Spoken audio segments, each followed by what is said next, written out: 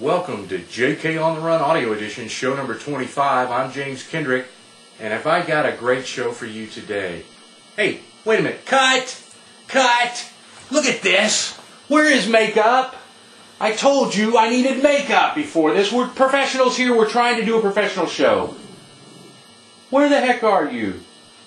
And where are those bagels with cream cheese with strawberries I ordered? Come on, we're trying to create art here, people. This is serious journalism. Artistic journalism. How are we supposed to do this? Come on. I tell you what, I'm going to get rid of you. I'm going to fire my agent. I'm going to fire you, director. I'll replace you. Yes, I will. You just wait. Don't even question that. Wait a minute. I said cut!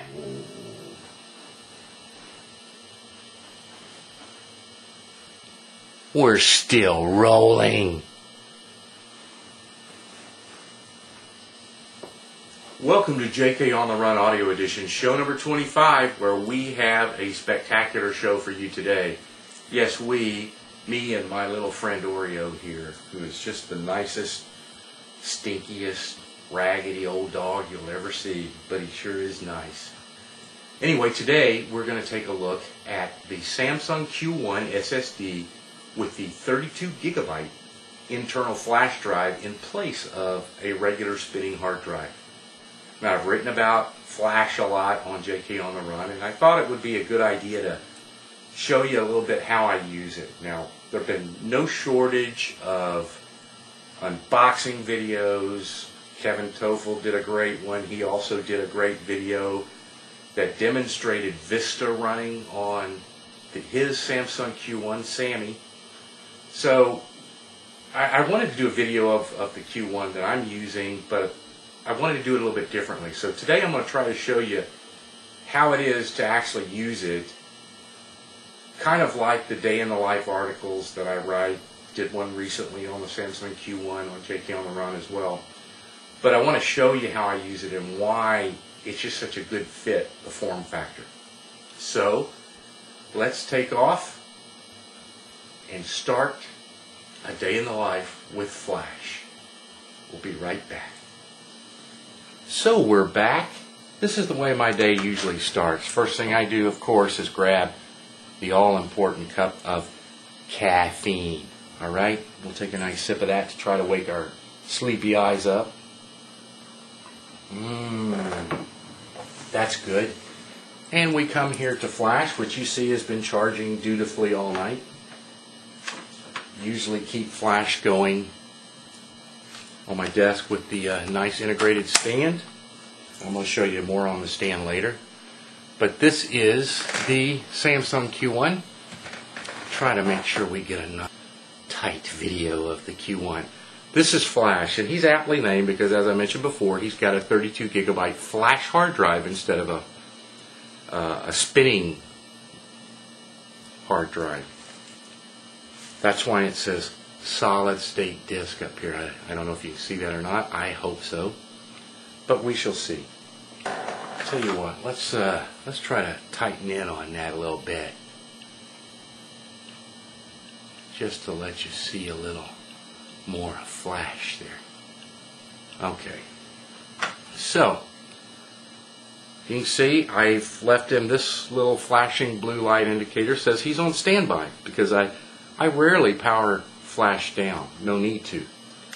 So I hit the power button on the top, and you can see the lights are now waking up, as is Flash himself or herself. I haven't decided yet. You see how quick that was to resume. So I'm just going to tap my little icon, and Flash is up and running fully.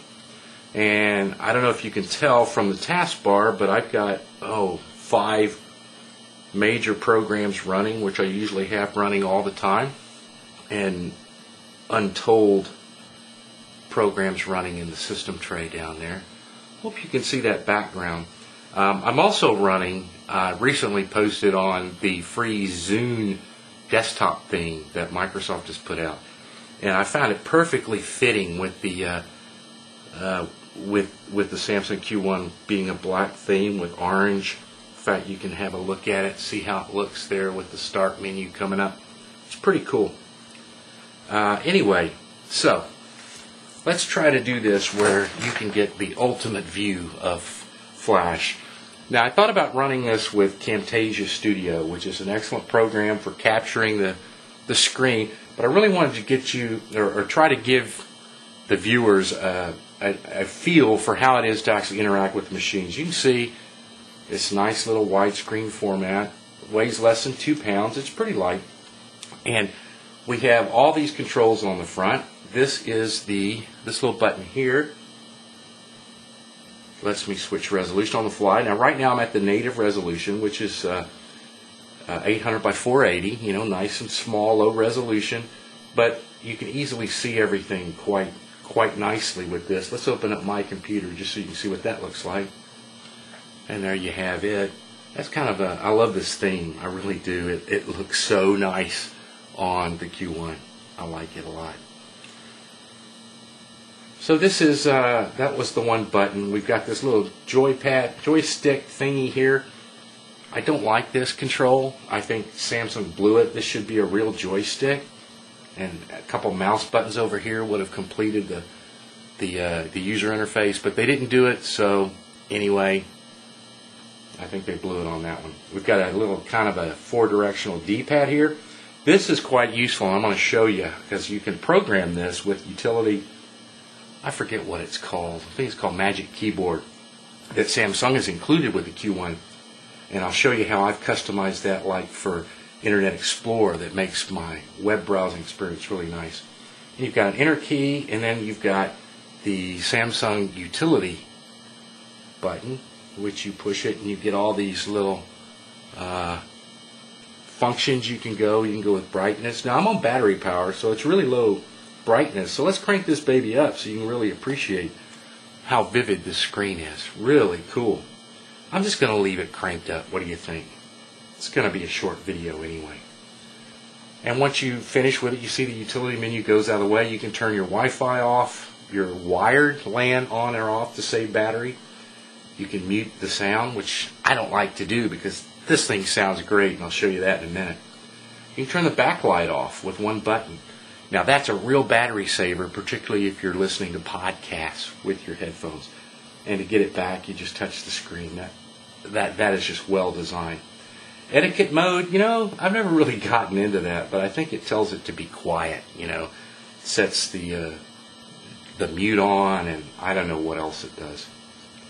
You can toggle between your LCD and your external monitor. Surround sound, SRS, true sound. It goes quickly. You got to be quick sometimes. You can turn SRS off. Get the El Button Tobacco. We'll just leave that on now for its default. And then there was one more, wasn't there? Oh yeah, you can check your battery life. See, 96%. It's pretty cool. And screen rotation, but I don't use this screen rotation, and I'll tell you why. It rotates one orientation at a time, so you can go all the way through. But I use a little utility called uRotate, which is user written. I've written about it before. It's an awesome utility.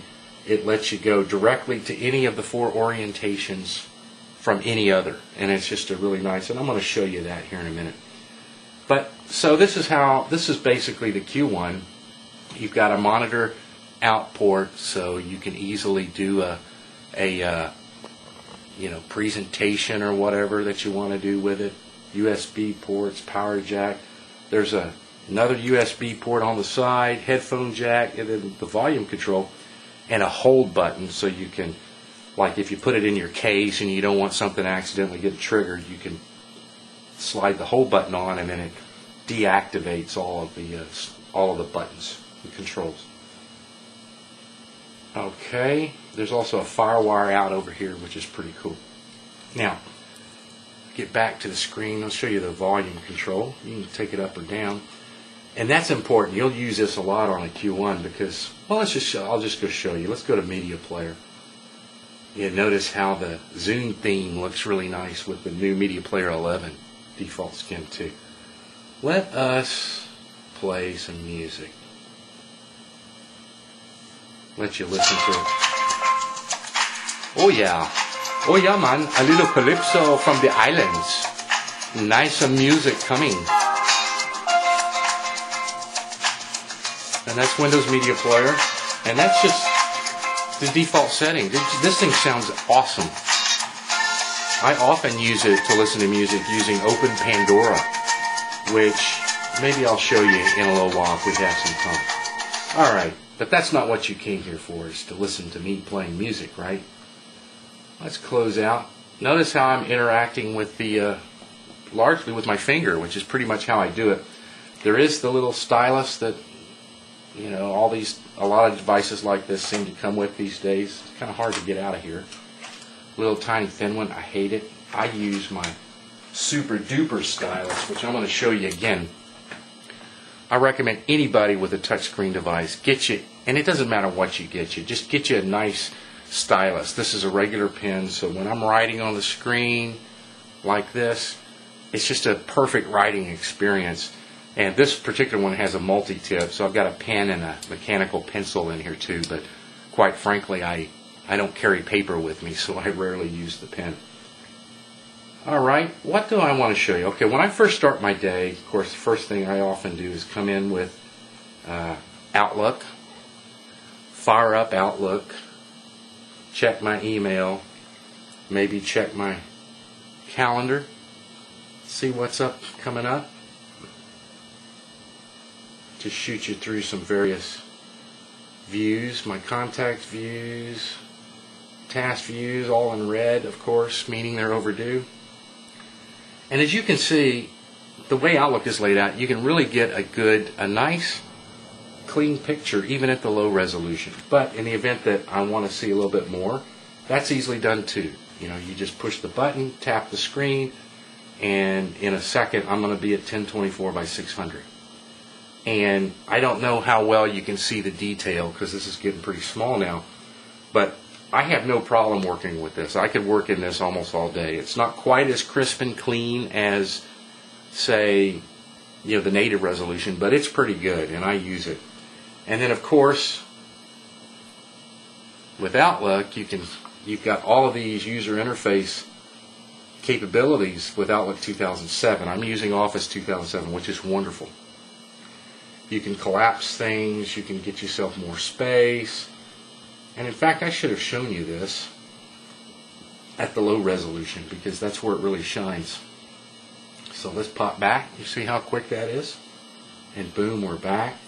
So you can get in here and collapse all this stuff and see all of the space you want. It's really pretty awesome. So anyway, I check all my email. Then the next thing I usually do after that is I pop open Internet Explorer, and I love Internet Explorer 7 on the UMPC. It rocks. As you can see, oh, jkOnTheRun Audio Edition. Let's go back to the regular jkOnTheRun site. A little familiar. And as you can see, I've got all these buttons mapped. This will take me up and down in a scroll mode. I don't like page up, page down. I like to actually scroll. A little bit more precision there.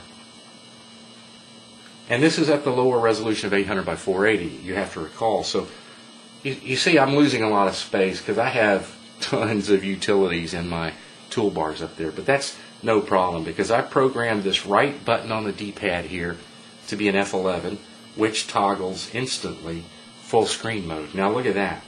Now my entire screen is dedicated to using the browser, as it should be.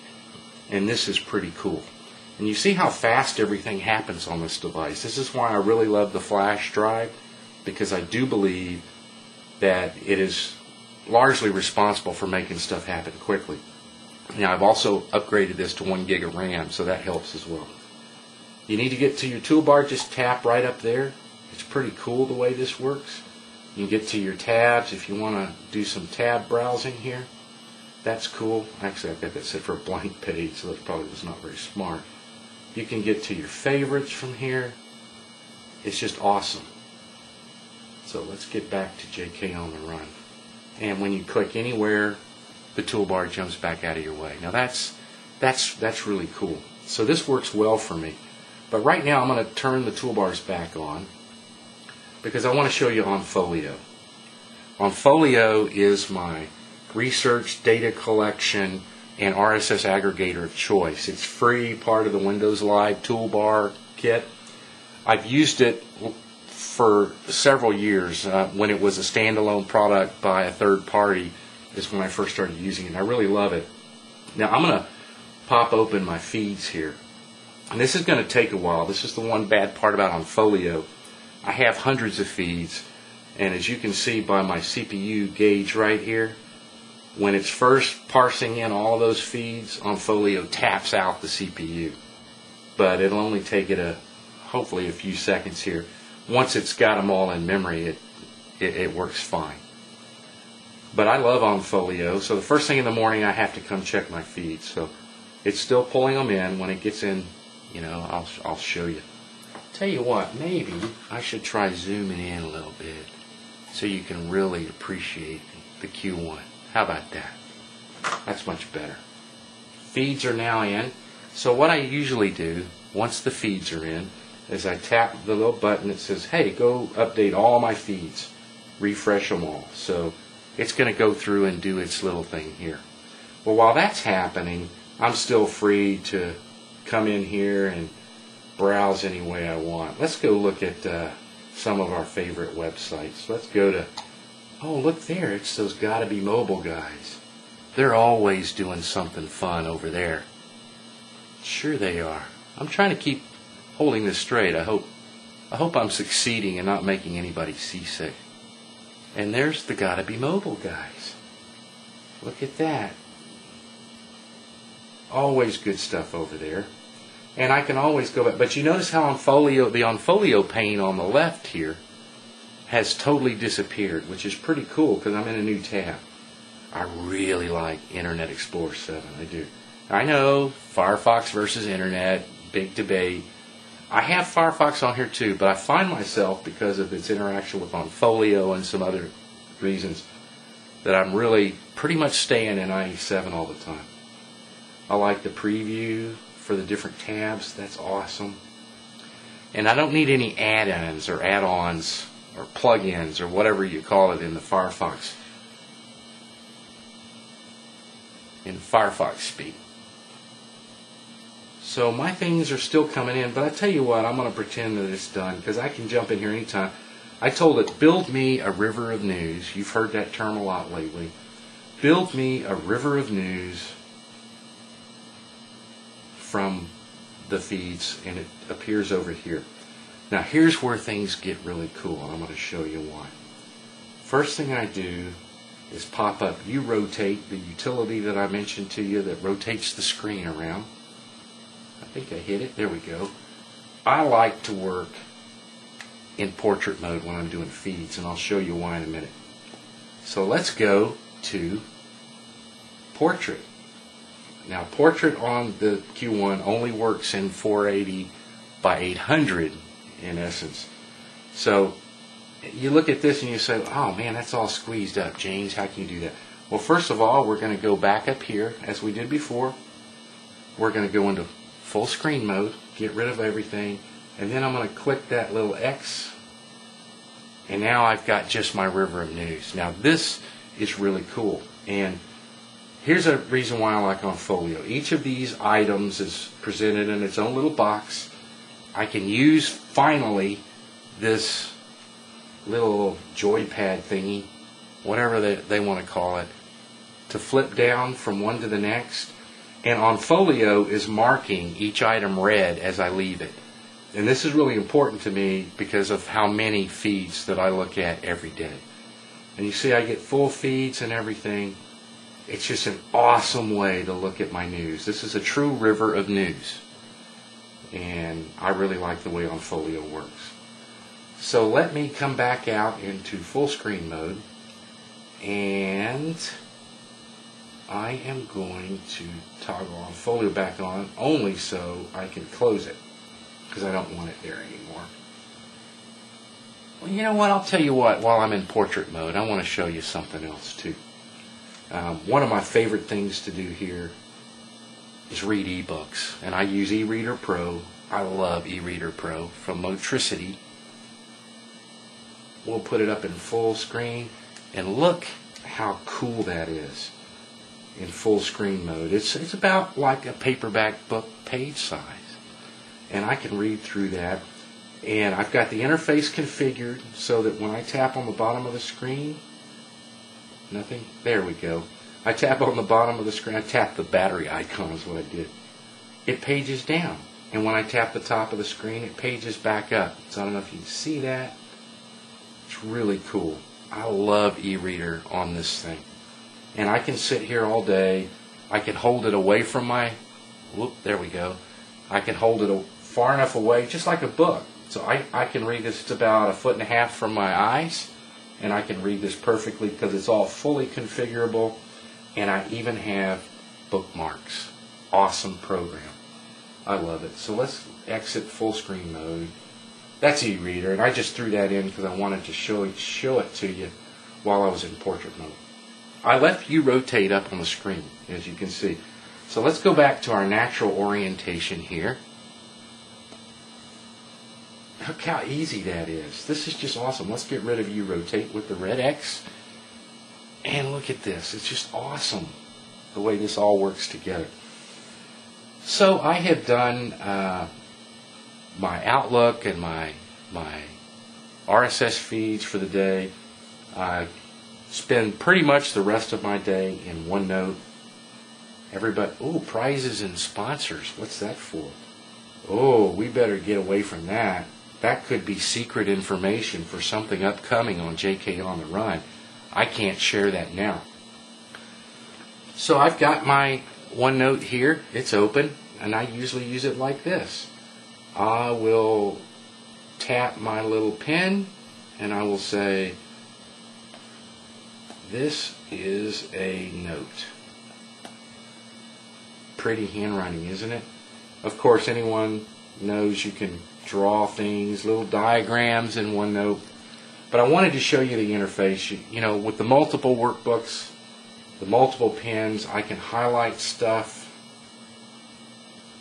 I mean, just that easily. It's pretty cool. I can jump around between notes and stuff. But I wanted to show you the user interface. OneNote 2007 has got this full screen button, and look at that. Remember, I am still at the low resolution of only 800 by 480. But I can work with this. It's almost the same width as one of those smaller legal pad notepads that you get, the rules comp. So I just find it great. In fact, I usually say OneNote rocks, and it does. And I spend all day in here. And you can toggle that back and forth all you want. It's pretty cool. So that is OneNote. Now, a lot of people have asked me, given the small resolution of the screen, can you use MindJet? MindJet's Mind Manager, which is something I use obviously all the time. And the answer is sure you can. Now, this is a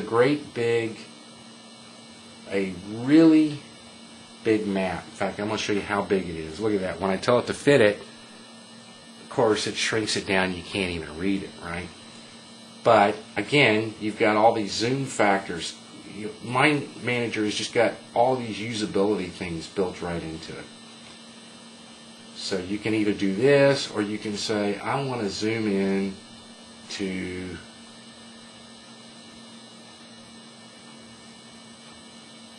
well, I can't find the right button. So you just blow it up and look at that. It very quickly becomes totally legible, and you can totally work with it. So, for example, if I said, you know what, let's switch to pen mode, because I have a pen, right? And this is a tablet PC. Let's select something, and let's try to make a there we go. See how I open up a new box? This is a new box. And it works just like a tablet PC. It's created the new thing. I love Mind Manager, and it works well here. It really does. So that's Mind Manager. Do you want to save the map? No, we better not, since I probably screwed it up. Let's go back to IE, because I really want to touch on some of this stuff. I just the browsing experience here is just cool. We'll go back to full screen mode, and this is awesome. Now I have this set to go back, and I don't have one to go forward, and that's only because I've mapped it to F11. But that's no problem because I can just tap up there and go forward. But mainly I work in tabs. You know, you're just switching back and forth in tabs. Now here, let's go back to jkOnTheRun for a minute. I'm going to show you what this looks like at the various resolutions. Okay, that was the lowest resolution. This is the highest, 1024 by 600. See, you really start running into really nice browsing experience, and I often browse at the higher resolution here, as you can see. See how fast everything happens. I don't know if it's really made an impression on you or not yet, but how fast everything happens when I switch it here. Oh, I know what I was going to do. I was going to switch to the middle resolution, which is 800 by 600. It's not my favorite. It makes everything kind of stretchy. You know, but it's there in case you want to make something just a little bit bigger and easier to read without going too big. So it's just kind of stretched out the graphics and everything. So I use either the full resolution of 1024 by 600 or the lower one, the native one, 800 by 480. And the digitizer instantly changes. So, oh look, that's the Fujitsu P1610 right there.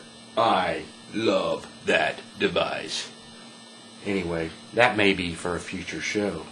Did he say future show? Alright, we're rapidly running out of time here because I don't want to make this too long. I just wanted to make sure that we covered a lot of the basic information, a lot of the basic functionality. Now I have up here an 8 GB compact flash card. I use it to keep movies on for traveling. It's not fast enough to play from the card. It's all choppy, the video and audio actually, when I try to play audio from it as well. So that's no problem. When I want to watch a movie, I just copy it over to the internal hard drive, which is flash memory, remember, and play it there, and I get a very good experience. In fact, I may end up here. Let's fire up iTunes, and you know how slow iTunes is. It's no different on flash, even though it's got this flash memory. iTunes is just a performance dog. Sorry, I said it. Yeah, we have a movie here. Let's play a movie.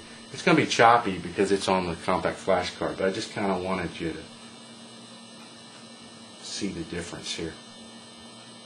Oh, iTunes. iTunes is so slow. They need to fix that.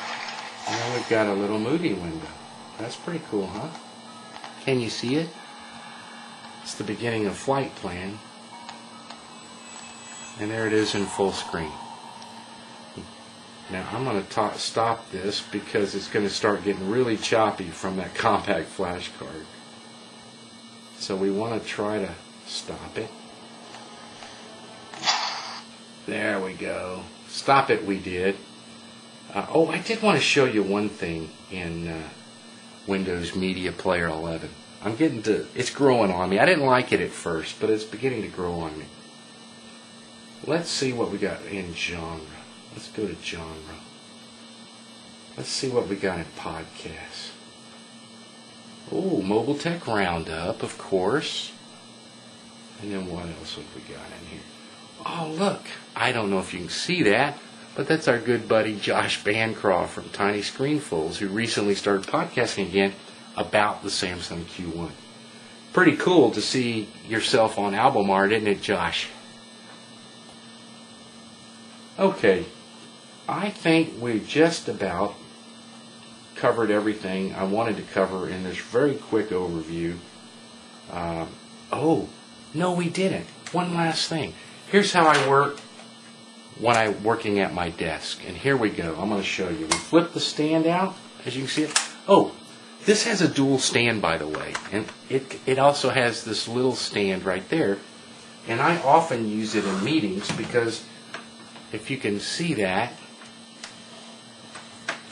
tell you what I'm going to do. I'm going to move the camera down. You'll have to excuse me for moving the camera down a little bit, but I'm gonna do it. Whoa, did you fall? Did you fall down yet? And I'm gonna back up the zoom a little bit, zoom out just a little bit. As you can see, it's canted at a nice little angle.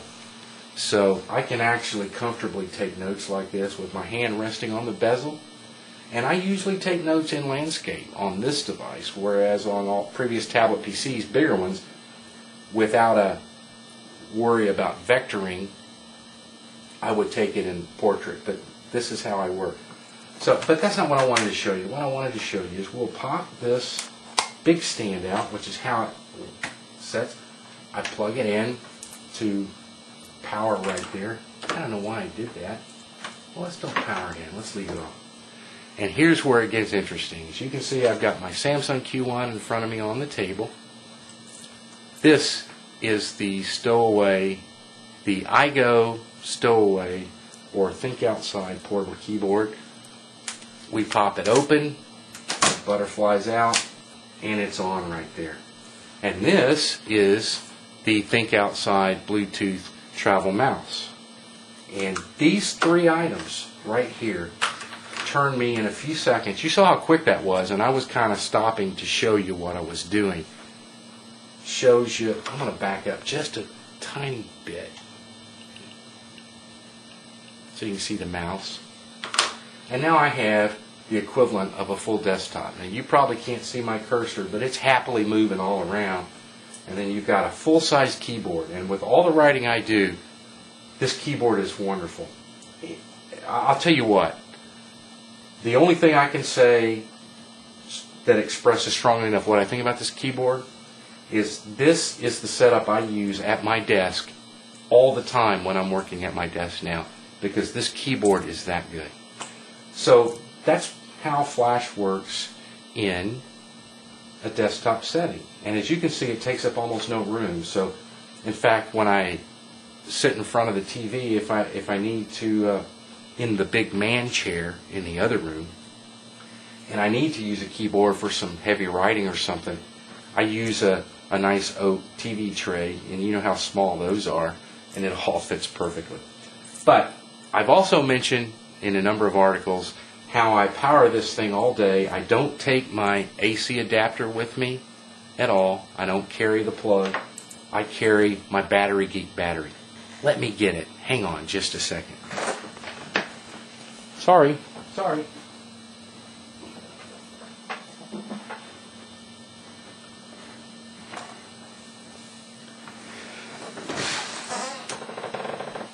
Okay, I'm back. This is the Battery Geek portable power station that I use. It works with multiple devices. As you can see, it's pretty big. It's a little under 2 pounds, so it's roughly the same size and weight as the Samsung. It's a little bit narrower, about the same length as you can see here. So if I set them like that, in fact, you can't even see the Battery Geek battery behind it, and that's usually where it lies throughout the day. But let me put this back up on its stand.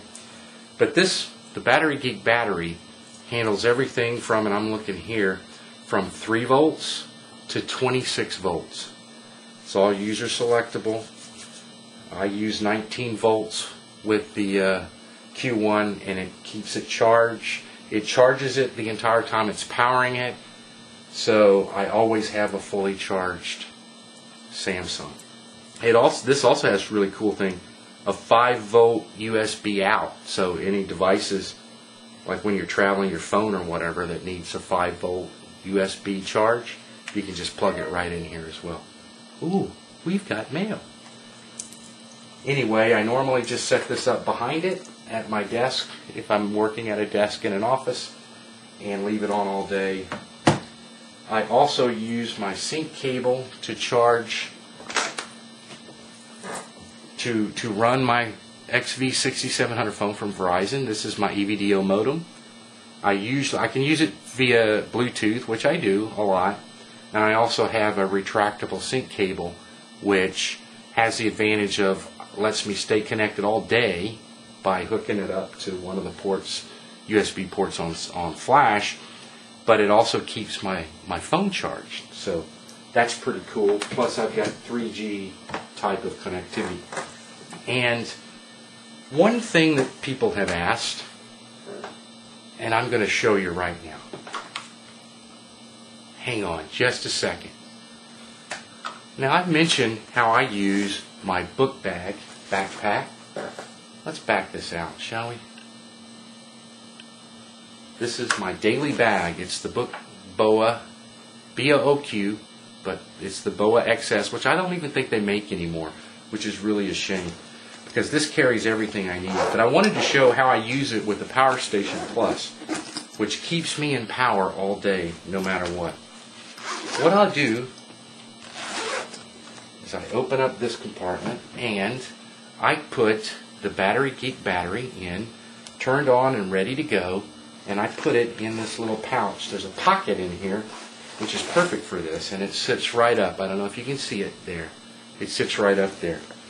And then I take my Q1, and I'm about to turn it off and show you, because I don't want it to hit any buttons while I'm putting it in the bag. Alright? And I just use the little neoprene sleeve most days. I'm going to show you an alternative though. So I put it in the little neoprene sleeve, and I put it in the main laptop compartment. The beauty of this situation, or this arrangement, is I can then take my cable and run it right into the Battery Geek battery. Now, this is cool. I don't know if you can see that. I'm tucking the extra cable in. I just zip this up, so it's only got the little tiny cable coming out, and I do the same thing over here with my laptop compartment. And as you can see, there's just a little cable sticking out. It hides under the flap, and nobody even knows. So when I'm driving from one meeting to the next, Flash is charging happily all the way. And if I'm ever in a very long meeting where my 3-hour battery doesn't last long enough, for example, I do the same thing. I keep this at my feet, and I just run the cable up to Flash when I'm working on the desktop, and nobody even is the wiser. So I did want to show you that, and there's one other thing I want to show you before we go, because it's something else that's cool, another accessory for the Q1, which is pretty awesome. So let's take Flash out of the bag and put the book bag over here, and I'm going to walk in front of you. Excuse me. Excuse me. And here we go. I don't know if you had a chance to see it in the beginning. Great product. Snag it. Camtasia Studio. Great stuff. This is something that I've recommended too. This is the Samsung Q1 organizer case. It's really nice. It's well-made nylon. It's also got kind of leatherette thing. But I'm going to show you how this excels. Now, when I want to run out without taking my bag and everything, say I want to run up to the coffee shop and do some writing or something for a couple hours, all I want to carry is the Q1. So here's how I do it. And I'm going to show you how this works really quickly, and then we will be out of here. My crew is getting restless back there. This is the organizer case. As you can see, it opens up. It's got a nice magnetic closure. Opens up, and this is the interior. Now, this is pretty cool, because what this does is snugly snaps the Q1 right in here. Hear that? Now that's confidence that it's working, and it is working. And on the other side, it's got a slightly undersized USB keyboard. Now it's not so small that I can't touch type on it. I type like a banshee on this thing. It's pretty cool. Now it is USB, so it's got this nice little connection, and you just take it and plug it in. Whoops, if you flip it right. And it's got this really handy thing, which is this loop closure with Velcro, so that you can keep the cable, I'm trying to get where you can see it well, you can keep that cable nice and out of your way. And then you've got the keyboard. Now, here's how you type with it. And I'm going to move my stowaway keyboard out of the way because I want you to see this. On the back of this is this flap, which is held in place by magnetic. See, it's pretty hard to open right there. But it becomes a nice stand.